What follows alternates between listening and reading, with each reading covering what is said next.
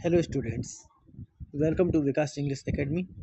और आज की वीडियो में हम पढ़ने वाले हैं क्लास 10th की पोएम। इसका नाम है द ट्रीज। स्टूडेंट्स, ये जो पोएम है ये एड्रियन रिच के द्वारा लिखी गई है और एड्रियन रिच बहुत ही फेमिनिस्ट पोएम रही हैं। तो चलिए आज जान लेते हैं कि इस पोएम में उन्होंने क्या लिखा हुआ है। ओके, तो सबसे पहले देखिए लिखा है, can there be a forest without trees? क्या कोई जंगल बिना ट्रीज के हो सकता है? Where are the trees in this poem? और इस पोएम में ट्रीज कहाँ पे हैं? And where do they go? और वो कहाँ जाते हैं? ओके, सो फर्स्ट पैराग्राफ को हम लोग पढ़ते हैं। लिखा है, the trees inside are moving out in the forest. The trees, ये जो वृक्ष हैं जो घर के अंदर हैं, ये कहाँ जा रहे हैं? ये फॉरेस्ट की ओर जा रहे हैं। The forest that was empty all these days, ये जो जंगल हैं आजकल खाली खाली पड़े हुए हैं। Where no birds could sit, जहाँ पे कोई बर्ड्स नहीं बैठते हैं। नो इंसेक्ट हाइड, जहाँ पे कोई कीट पतंगे नहीं छिपते हैं। नो सन बरी इट्स फीट इन सैडो, और जहाँ इसकी छाया में कोई छिपता नहीं है। नो सन बरी यानी कि जो सूर्य की किरणें हैं वो इसके अंदर भी नहीं आती हैं। The forest that was empty all these nights, और ये जो जंगल हैं आजकल पूरी रात खाली खाली से रहते हैं। Will be full of trees by morning, यहाँ पे वो कहती हैं कि जो सुबह तक ये सारे ट्रीज जंगल की ओर चले जाएंगे और जंगल भर जाएगा। तो ये तो बात हो रही है ट्रीज की। और स्टूडेंट्स, यहाँ पे ट्रीज एक सिंबॉलिक यानी इसकी तुलना महिलाओं से भी की गई है। ठीक है, और यहाँ पे कहा गया है कि जो महिलाएं हैं जो अधिकतर पुरुषों पे डिपेंड रहती हैं, ये अब अपने आप में इंडिपेंडेंट बन रही हैं। ठीक है, ये अपने आप में काबिल बन रही हैं, इन्हें पुरुषों की ज़रूरत नहीं है।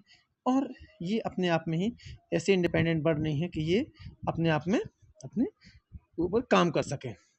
तो यहाँ पर इनकी तुलना महिलाओं से भी कर रही हैं। अब देखिए यहाँ पे आगे वाले पैराग्राफ में क्या लिखा हुआ है। All nights the roots work, पूरी रात जो है ये काम करती हैं, यानी कि जो रूट्स हैं जड़ें हैं ये काम करती हैं। To disengage themselves from the cracks, और ये जो दरारें हैं दरारों से अपने आप को अलग करती हैं।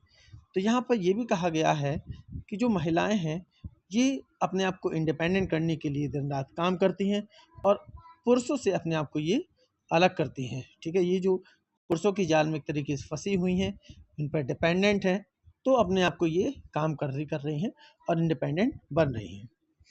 In the verandah floor the leaves strand towards the grass. In the verandah floor यानी कि वरामदा फ्लोर में ना, द लीव्स जो ये पत्तियां हैं, स्ट्रेन, स्ट्रेन का मतलब होता है स्टूडेंट्स प्रयास करना। टूवर्ड्स द ग्लास, ये ग्लास की ओर जा रही हैं। स्मॉल ट्विक्स, और जो छोटी छोटी टहनियाँ हैं, स्टिफ विथ एक्सर्सन, जो ये थकी हुई हैं, एक्सर्सन माने थकना, स्टिफ सख्त हो गई हैं, थक गई हैं। Long cramped bones suffering under the roof, और घर के अंदर जो पेड़ पत्ते रखे हुए हैं, जो ट्रीज रखे हुए हैं, ये क्या हो गई हैं? ये क्रैम्प पड़ गई हैं, यानी कि इसमें क्रैम्प आ गए हैं, दरारें आ गई हैं। और ये नीचे ही नीचे बोझ सफलिंग, सफलिंग का मतलब होता है स्टूडेंट्स हिलना, अंडर द रूफ, ये छत के नीचे हिल रही हैं। ठीक है, like newly discharge patients half dazed moving. अब यहाँ देखिए, यहाँ जो पेड़ों की तुलना है ये न्यूली डिस्चार्ज पेशेंट से की गई है। जिस प्रकार कोई नया पेशेंट हो और उसको अस्पताल से छुट्टी मिल जाती है तो वो सीधा घर की तरफ भागता है, डोर की तरफ भागता है। तो लिखा गया है, newly discharge patient half days moving, यानी आधा ऊँगता हुआ, मूविंग करता हुआ, क्रॉल करता हुआ, टू द क्लिनिक डोर्स, और वो क्लिनिक के डोर की तरफ भागता है। Now in the next paragraph, I sit inside doors open to the veranda, मैं बैठती हूँ इनसाइड घर के अंदर, डोर्स ओपन दरवाजा ओपन करके, टू द वरामदा, वरामदा में, राइटिंग लॉन्ग लेटर्स, और लंबे लंबे पत्र को मैं लिखती हूँ। In which I scarcely mention the departure of the forest from the house.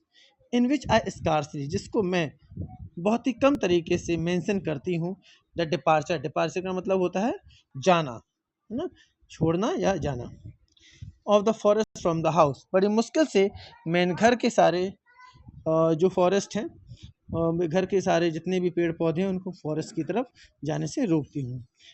The night is fresh the whole moon science, यहाँ पे एड्रेनिश कहती हैं कि जो रात है बहुत ही फ्रेश है। द होल मून नाइस, और जो चंद्रमा है वो चमक रहा है। In a sky still open, और खुले आसमान में चंद्रमा चमक रहा है। The smell of leaves and lichen still reaches like a voice into the rooms.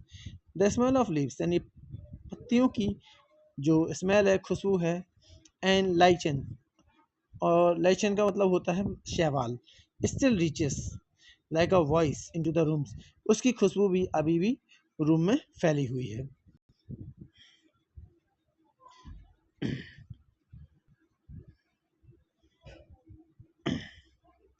Next, my head is full of whispers. अब इस पैराग्राफ में एडन रिच कहती हैं मेरा जो सिर है वो बहुत ही फुसफुसाहट से भरा हुआ है। विस्पर्स यानी फुसफुसाहट। Which tomorrow will be silent, जो कल तक शांत रह जाएगा। लिसन, सुनो। The glass is breaking, glass कांच टूट रहा है। The trees are stumbling forward, और जो घर के जो ट्रीज हैं वो फॉरवर्ड, वो आगे की ओर स्टम्बल करते हुए, लड़खड़ाते हुए बढ़ रहे हैं। इनटू द नाइट, रात में। विंड रस टू मीट देम, और हवा भी है जो उनके साथ साथ जा रही है, मिल रही है। The moon is broking like a mirror, और जो चंद्रमा है वो भी ऐसा प्रतीत हो रहा है कि लगभग वो टूट रहा है, लाइक अ मिरर यानी कि कांच की जैसे। It pieces flash now the crown, और उसके जो छोटे छोटे टुकड़े हो गए हैं वो ऐसे लग रहे हैं कि जैसे कोई पेड़ पर क्राउन बना रहे हो। ऑफ द टॉलेस्ट ऑक, टॉलेस्ट होना सबसे लंबा, ओक जो होता है वो एक ट्री होता है, ठीक है, जिसको हिंदी में कहते हैं बलूत का वृक्ष। तो यहाँ पर वो कह रहे हैं कि खिड़की से बाहर निकलते हुए जो पेड़ हैं उस पर चंद्रमा के टुकड़ों ने एक क्राउन सा बना दिया गया है, जैसे वो लग रहे हैं। ठीक है, तो ये जो पोएम थी थोड़ी सी अलग है अन्य पोएम से, जिसमें काफ़ी सारे पर्सोनिफिकेशंस बताए गए हैं। ठीक है, कुछ सिमिलीज बताई गई हैं और इनकी तुलना जो महिलाएं हैं उनसे की गई हैं। ओके, अब थोड़ा सा इसमें हम एडवन रिच के बारे में जान लेते हैं। लिखा है, Adrienne Rich was born in Baltimore Maryland USA. Adrienne Rich का जन्म बाल्टीमोर मैरीलैंड यूएसए में हुआ था। In 1929 she is the author and nearly 20 volumes of poetry, और उन्होंने अपने करियर में 20 वॉल्यूम्स ऑफ पोएट्री लिखी हुई है। And has been called a feminist and radical poet, और वो एक फेमिनिस्ट और रेडिकल पोएट कहलाती हैं। और अब इसमें आए हुए हम कुछ ग्लॉसरी की जो मीनिंग्स उसको देख लेते हैं। तो सबसे पहली मीनिंग है टू डिसएंगेज देमसेल्फ, यानी कि डिसएंगेज का मतलब होता है अपने आप को अलग करना, सेपरेट करना। सेकंड मीनिंग आई हुई है स्ट्रेन। स्ट्रेन मीन्स होता है मेक एफर्ट्स टू मूव, यानी कि ज़्यादा से ज़्यादा प्रयास करना अलग होने के लिए। बो, इसके बाद बो यानी होते हैं ब्रांच, ठीक है, यानी शाखाएं। नेक्स्ट वर्ड है सफलिंग। शफलिंग क्या होता है friends? Moving repeatedly from one position to other, यानी कि एक पोजीशन से दूसरे पोजीशन में बार बार प्रयास करना, हिलना, शफलिंग। और नेक्स्ट है लाइकन। लाइकन क्या होता है? क्रिस्टी पैचेस और brushy bushy growth on tree trunks bare crown formed by association fungus and algae. Lichen का सीधा मतलब होता है शैवाल, जो घरों में नमी में पाई जाती है, उगती है। ओके, सो स्टूडेंट्स, ये थी हमारी पोएम। ठीक है, इसके बाद मैं इसके क्वेश्चन आंसर पर भी डिस्कस करूँगा। ठीक है, अगर आपको वीडियो पसंद आया हो तो इसको लाइक कीजिए, शेयर कीजिए, ठीक है, और कमेंट लिखना भी ना भूलें। ओके, तो आज वीडियो में इतना ही। Thank you.